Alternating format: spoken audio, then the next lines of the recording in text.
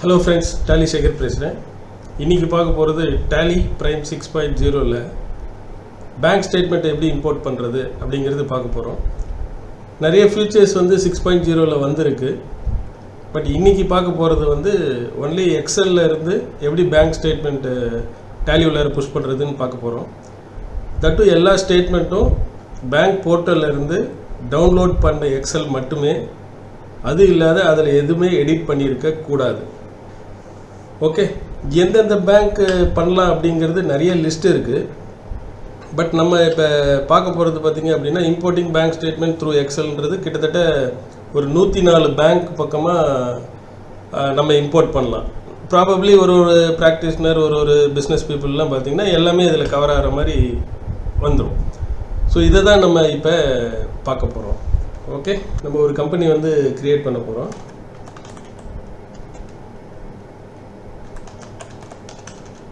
Import எக்ஸல்னு போட்டு 1/4/2024 பண்ணிக்கலாம். ஒரு லெஜர் க்ரியேட் பண்ணுறோம்.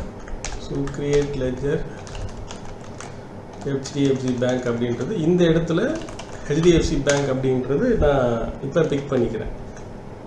இது கம்பல்சரி இந்த ஹெச்டிஎஃப்சி ஃபார்மேட்டாக இருந்தால் இந்த இது தான் பிக் பண்ணணும். ஓகே, இந்த ஸ்டேட்மெண்ட் எக்ஸலில் இருக்குது. பேங்க்லேருந்து டைரெக்டாக டவுன்லோட் பண்ணினது தான் இருக்குது. இது சும்மா ஒரு கிளான்ஸ் பார்த்துட்றோம். ஓகே, இப்போ டேலி ஓப்பன் பண்ணிக்கிறேன். இப்போ ஸ்ட்ரெயிட்டாக இம்போர்ட்டு பேங்க் ஸ்டேட்மெண்ட்டு எந்த இடத்துல இருக்குது அப்படின்றது, எந்த பேங்க் இம்போர்ட் பண்ணுறோம் அப்படிங்கிறது ஃபஸ்ட்டு செலக்ட் பண்ணிக்கணும். ஸோ எந்த இடத்துல பேங்க் ஸ்டேட்மெண்ட் இருக்குது அப்படிங்கிறது நம்ம சொல்லணும். இது ஒரு பேங்க்குக்கு ஒரு விதமாக இருக்கும். என்னென்ன சப்போர்ட் ஆகுதுன்றது எடுத்துக்கிட்டோம்னா ஆட்டோமேட்டிக்காக நமக்கு இந்த மெனுவில் சப்போர்ட் ஆகிற டாக்குமெண்ட்டாக இருந்தால் அது மட்டும் இங்கே நமக்கு டிஸ்பிளே ஆகிடும். நான் இப்போ கரண்ட் அக்கௌண்ட்டு ஹெச்டிஎஃப்சி பேங்க் எடுத்துக்கிறேன்.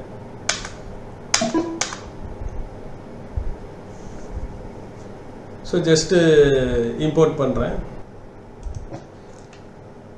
இப்போ நான் என்ன பண்ண போகிறேன் அப்படின்னா விட்ராயல் உள்ளார போகிறேன்.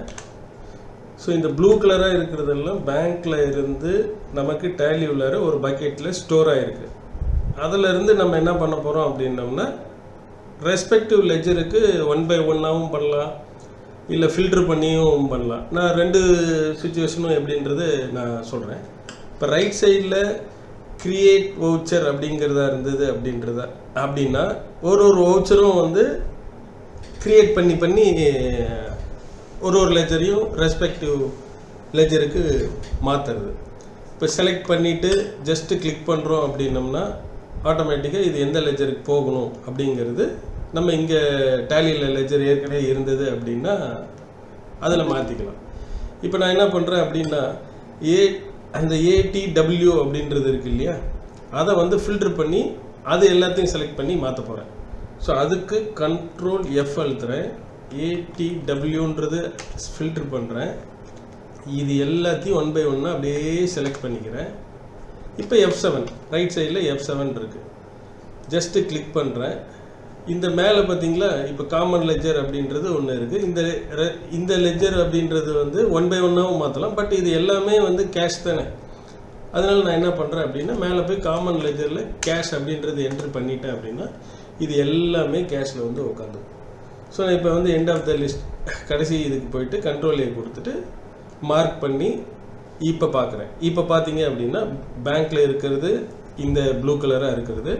வவுச்சர் க்ரியேட் பண்ணிடுச்சு, பட் இன்னும் சேவ் ஆகலை. நான் என்ன பண்ணுறேன் அப்படின்னா ஜஸ்ட்டு மார்க் ஆஸ் ரெகுலர் அப்படின்றது கொடுத்துட்டு எஸ் கொடுத்துறேன். ஸோ ஆட்டோமேட்டிக்காக பார்த்தீங்க அப்படின்னா அது எல்லாமே எது செலக்ட் பண்ணியிருக்கிறோமோ அது எல்லாமே வவுச்சிங் ஆயிடுச்சு அப்படின்றது. அதை போய் பார்க்குறதா இருந்தால் லெஜர் வவுச்சரில் கேஷில் உள்ளார போனோம்னா எல்லாமே ஆட்டோமேட்டிக்காக அந்த ஃபில்ட்ரு பண்ணி இதில் போஸ்ட் ஆகிடுச்சு அப்படின்றது அர்த்தம். இப்போ நான் நான் என்ன பண்ணுறேன், இங்கே பேக் வந்துடுறேன். திருப்பி பார்த்திங்கன்னா NWD அப்படின்றது இருக்குது. திருப்பி Ctrl F போடுறேன். NWD அப்படின்றது கொடுக்குறேன். ஸோ இது டோட்டலாக இதையும் எடுத்து செலக்ட் பண்ணிவிட்டு, அதாவது ஆட்டோமேட்டிக்காக ஒன்று ஒன்றா கீழே பார்த்தீங்கன்னா ஸ்பேஸ்க்கு செலக்ட்டு அந்த செலக்ட் பண்ணிட்டீங்க அப்படின்னா ஸ்பேஸ் செலக்ட் ஆல் அப்படின்றது கொடுத்தோம்னா செலக்ட் ஆல் ஆயிரும். நான் அகைன் வந்து ரைட் சைடில் F7 அப்படின்றது கொடுக்கணும் இல்லையா. ஸோ F7 கொடுக்குறேன், மேலே பின்னாடி போகிறேன், கேஷ் அப்படின்றது கொடுத்துட்றேன். ஸோ ஆட்டோமேட்டிக்காக மாற்றிடுறேன். ஸோ இதுலேயும் செக் பண்ணிக்கிறேன், இங்கேயும் வந்து மார்க்குன்னு கொடுத்துட்றேன், எஸ்ன்னு கொடுத்துட்றேன். ஆட்டோமேட்டிக்காக எல்லாமே அந்த ரெஸ்பெக்டிவ் கேஷ் லெஜருக்கு போயிடுச்சு. ஓகே, இப்போ ரிமைனிங் இருக்கிற வவுச்சர் இங்கே இருக்குது இல்லையா, இதை வந்து என்ன பண்ண போகிறோம் அப்படின்னோம்னா கம்ப்ளீட்டாக எல்லாத்தையும் செலக்ட் பண்ணிடுறேன். செலக்ட் பண்ணிவிட்டு ரைட் சைடில் F7 கிளிக் பண்ணுறேன். நமக்கு டேலியில் லெஜரில் இருந்து ஒவ்வொன்றா இருந்தது அப்படின்னா அந்த ட்ராப் டவுன் மெனுவில் நம்ம என்னென்ன இருக்கோ அதை அப்படியே 1 by 1 நம்ம நரேஷனை பார்த்துட்டு இதுவும் பண்ணலாம்.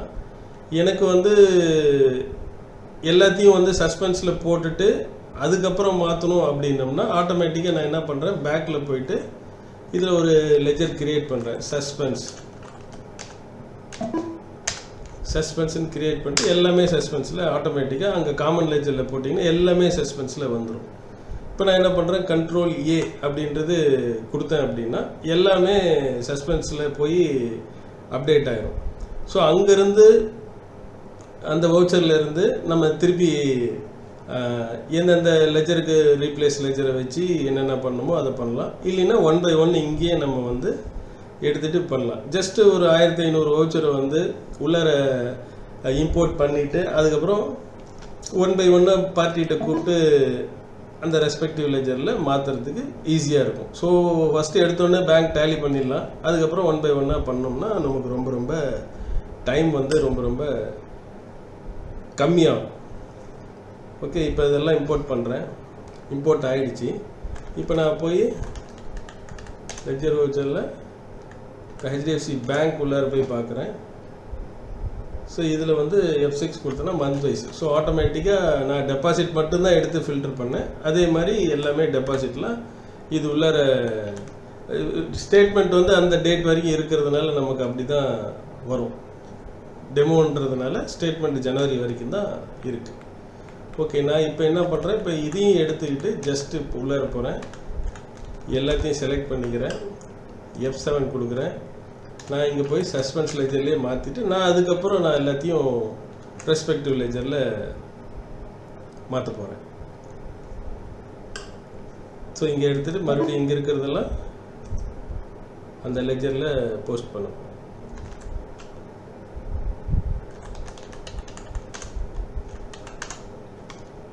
ஓகே, எல்லா என்ட்ரியும் வந்துருச்சு. இது ஓப்பனிங் மட்டும் இதில் போட்டிங்கன்னா க்ளோசிங் டேலி ஆயிடுச்சுன்னு செக் பண்ணிட்டு அடுத்த இதுக்கு நம்ம ப்ரொசீட் பண்ணிடலாம்.